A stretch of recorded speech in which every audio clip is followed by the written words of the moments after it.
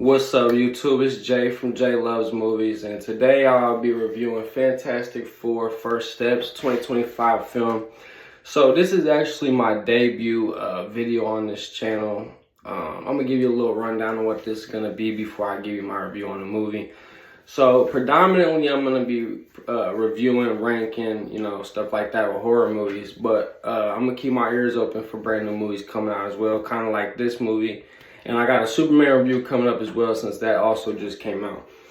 But to get straight into the video, so Fantastic Four is I'm a big Marvel fan, but Fantastic Four, like the movies we've had leading up to this one, I'll be honest with you, I really liked the first one when I was a kid because Dr. Doom was a very intriguing villain to me, and I thought he was super cool, just like any other kid probably at that age.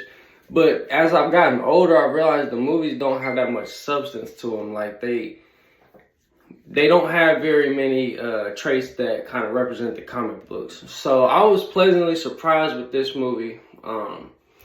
So what I'm gonna do is, I got some notes here since this is my first video on this channel. I want to do it kind of get my agenda set up so that way I can do this leading forward in future videos. So for my likes, I'm gonna start with some positives.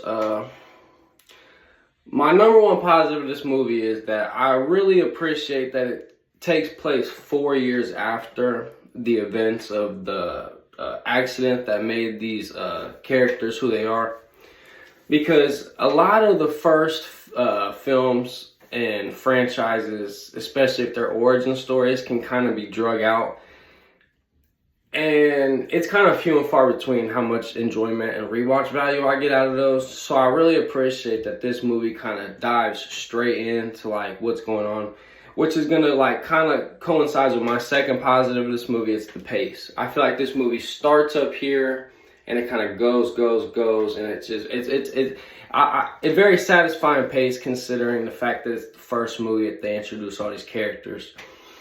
Another positive I have. The setting I really like for two different reasons. So one, it kind of reminds me of the Jetsons, how it's kind of like a 60s, type of time period.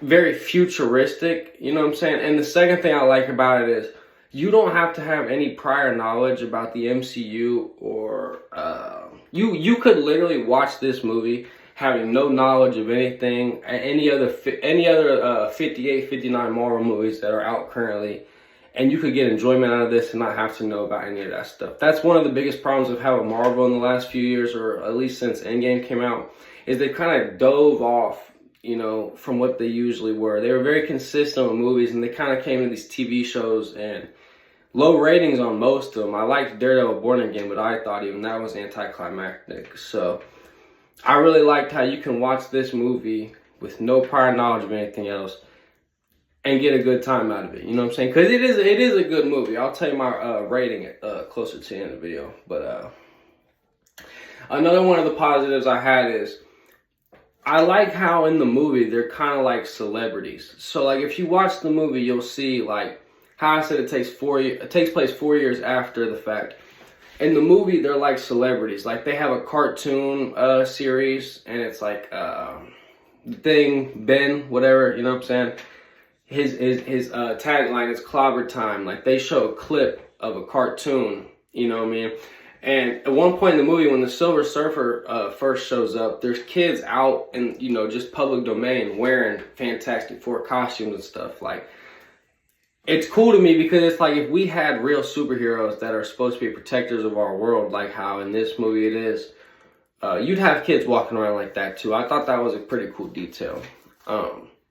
Leading up, going with that, Ben was definitely my favorite character. I also thought, all characters were really well casted and performed really well. Most people thought Pedro Pascal was kind of like an iffy Reed Richards when it was announced. But to my pleasant surprise, I thought Pedro Pascal did a really good job playing Reed Richards. Same with Sue Storm, the actress who played Sue Storm, not Sue Storm, X-Men, Sue. I thought she did a very well job of portraying motherhood. You know what I mean? Because the main like plot of the movie is Galactus is coming. Galactus is gonna end all be all, and if they were to give Galactus their child, he would not destroy the universe, Earth 616, how it is in this timeline. So the Fantastic Four goes from being like, you know, like I just said, having cartoons about them kids dressed up in costumes. They're the heroes of the world, but they're not willing to give up their son for the world to be saved. So everybody kind of has like a flip. But I thought Sue did a great job of portraying motherhood in that. Because there's one point in the movie where she gives a speech and it's like, you can see on the people's faces, like, they understand where she's coming from. Because it's easy for the whole world to say, give up your child so everybody else can live. But it's like, how hard would that be for somebody to do? You know what I'm saying? Like, I really, really like that. But like I said, favorite character of those was Ben. And one thing I really liked in that, there's a scene where he's walking through the streets and a bunch of kids, you know, they see him and they're like, oh, pick up this car. Like, you know, he gets entertainment out of just being the superhero he is, you know what I mean? After he, you know, became basically a rock man. But he's wearing a Brooklyn Dodgers hat.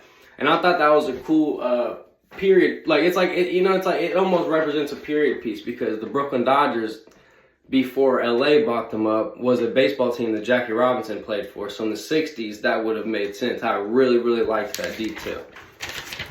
Let's see, I got a few more positives. Like I said, I don't have many negatives. But yeah, Joseph Quinn is Johnny. I really liked that. Another positive I had, the visual effects of this movie, immaculate. Like, I can't like explain it to you because it takes so it's like supposed to take place in such an old time, but the city's futuristic and it matches, like that 50-50 balance is perfectly matched, and I really, really, really like that.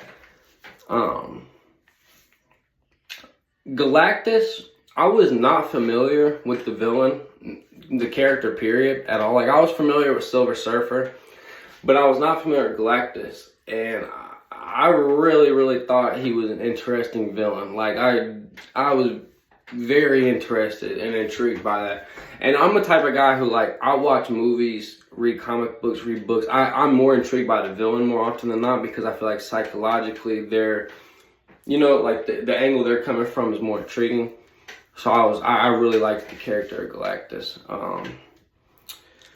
So that's about all I have for positives. Moving on to the negatives, like I don't really have any. Like the really only negative I have, two negatives, okay? And one of them is not even the movie's fault.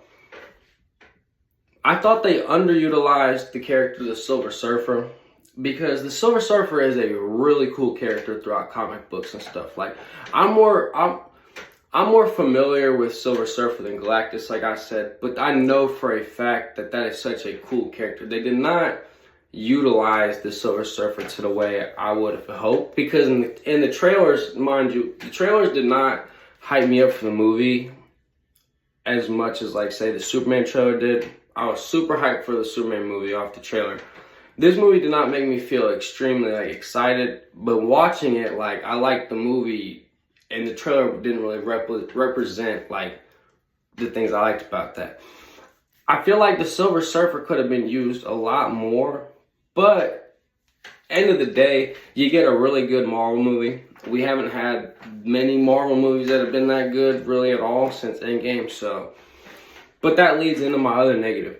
This movie was so overhyped when it first came out. So, like, this is my first YouTube video, and this is coming out like a week after Fantastic Four came out.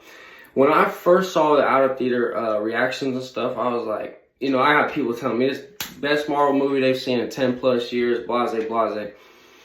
It's a good movie. It's a really good movie. I just gave you tons of positives I liked about it, 2 negatives.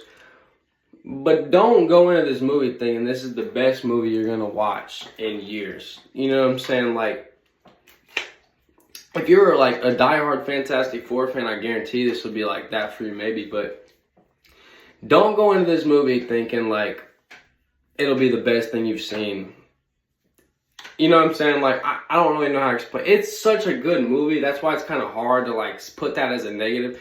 But these people, ever since, you know, like, Marvel's been in its slope, they kind of, like, they get so excited about it that it's kind of like how when Thunderbolts came out, right? Thunderbolts was an amazing movie as well.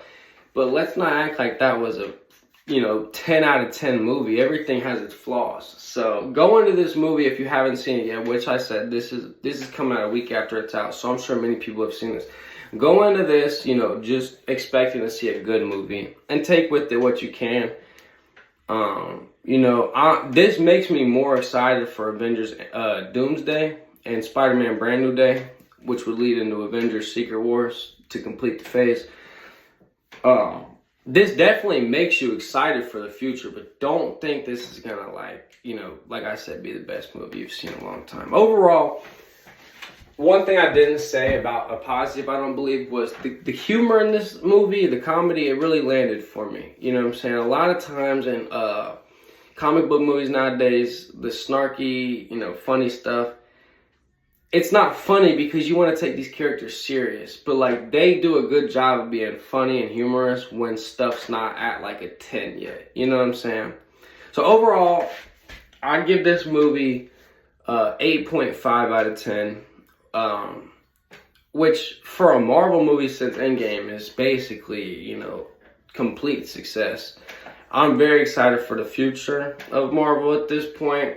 You know, what I'm going to do after this video is I'm going to rank the Fantastic Four videos. There's 4 movies, you know, one from 2005, 2007 or 8, and then one from 2015, and this one.